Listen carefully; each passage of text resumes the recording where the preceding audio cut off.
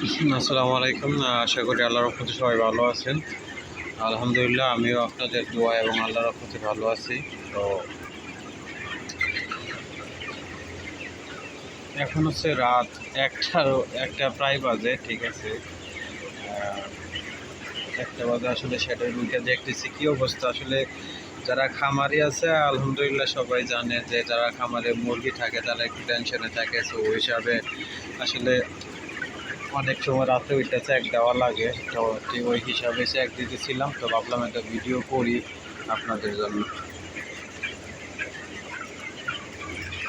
তো আলহামদুলিল্লাহ আজকে হচ্ছে মুরগির বয়স আজকে হচ্ছে 23 দিন। সকাল হইলে 24 দিন পর্ব। এমনি আলহামদুলিল্লাহ সব কিছুই ঠিকঠাক আছে, আল্লাহ যদি বাজারটা একটু বাড়ায় আর কি। তবে মুরগা মনে হয় 3,000-এর বেশি নিতে পারবো না, যেহেতু আমরা মানে কি রিস্ক হয়ে যাবো বেশি। কারণ আমি যেহেতু নিচে আমার 4 ফুট আছে, উপরে 6 ফুট 10 ফিট আছে। এটা যদি আমার ঘরের হাইটটা যদি 6 ফিট থাকতো উপরে এবং নিচে মিলে সেরা, তাইলে হয়তো বা দেখা গেছে যে 3,500-ই পালন করতে পারলাম আমি। মোটামুটি মুরগা সাইজে চলে আসছে, হয়তো আপনারা দেখলে বুঝবেন।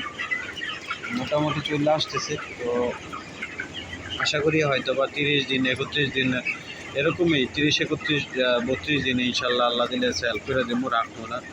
বাজারের উপর ডিপেন্ড করে আসলে। গত বেচে মুরগির বাচ্চা ছিল 44 টাকা করে, ওইটা 25 টাকা 30 টাকা যেভাবে হোক পাইকারি ধরে বেচছে সেটা আসলে মোটামুটি কোনো রকম পুঁজি আসছে আর কি।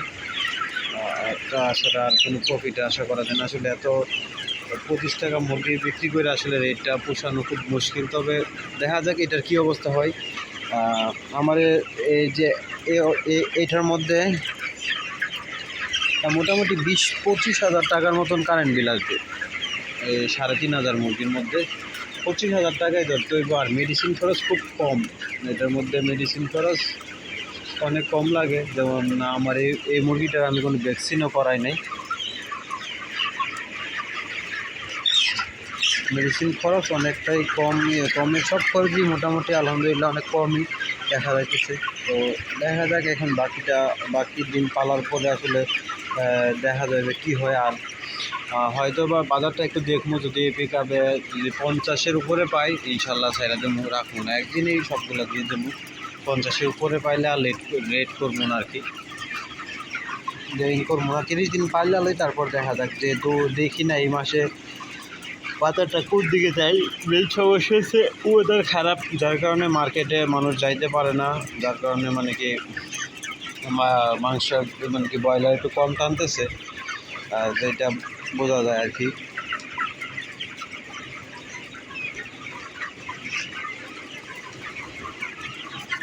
আসলে মুরগিগুলো এখন সবগুলো উঠতে সেটা খাওয়া দাওয়া পানি খাইতেছে।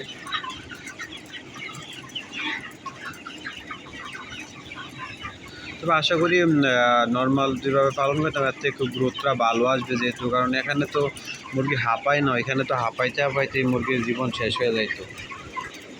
এই সাইডটা যেমন, এই সাইডটা ফ্যানের সাইডটা একটু গরম বেশি লাগতেছে, আবার এই যেমন কুলিং প্যাডের এই সাইডটা একদম ঠান্ডা বেশি।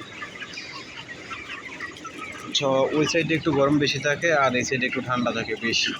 তো মোটামুটি আলহামদুলিল্লাহ সব কিছুই ঠিকঠাক আছে এখন পর্যন্ত। আর যেহেতু আমি গরম পাই নাই বলতে গেলে, ঠিক আছে। আর সমস্যা হচ্ছে কি, এগুলো অনেক সতর্ক থাকতে হয়। যেমন নর্মালি আমার একটা ফ্যানের মোটরের কোয়েল চলে গেছে, কারণ কারেন্ট যাওয়ার পর জেনারেটর চালাইছে, জেনারেটরের ভোল্টেজ আসলে এরা একটু পাওয়ার যদি ঠিক মতো দিত তাহলে পুরো নইলে তাও একটু গড়বড় করে লাইছে, যার কারণে একটা মোটর পড়ে গেছে। তো এটা রিপেয়ারের জন্য দিচ্ছি, আর এমনি 3টা চলতেছে। আর যেহেতু যে কন্ডিশন বুঝতেছি যে যদি রৌদ্র থাকে ঠিকঠাক মতো তাহলে 4টা চালাইতে হইব কনফার্ম, 4টা ছাড়া কন্ট্রোল হইব না বাইরে যদি ওইরকমভাবে রৌদ্র ওঠে।